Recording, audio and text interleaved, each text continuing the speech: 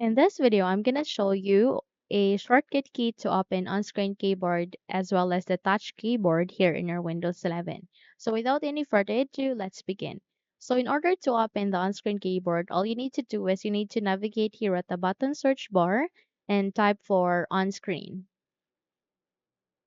Once you've typed it, wait until you'd be able to see a best matched here in this window.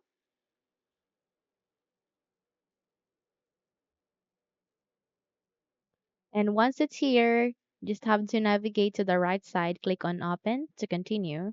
And in this way, you'd be able to open on-screen keyboard here in your Windows 11. Okay, so this one.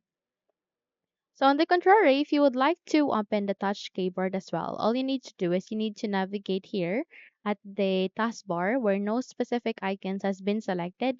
Make a right click. There you can see taskbar settings. Click on it. Once you click on it, you would be navigated here in this window, particularly to the taskbar settings. Okay. You can also navigate here at the settings, go with personalization. And under the personalization, please scroll down and you can find the taskbar. So by that, here you need to proceed to system tray icons. You can see their touch keyboard. There you can see an option like this. Click on this down arrow key and go with always.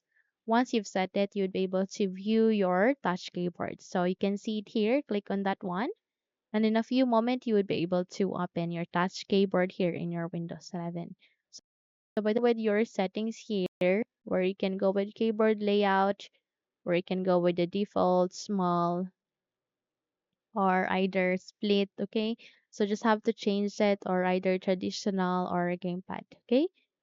Now that's it. If you think this video had helped you a lot, then don't forget to subscribe, hit the like button, as well as the bell icon to be updated for more tutorials like this. Thank you for watching and have a good day, everyone.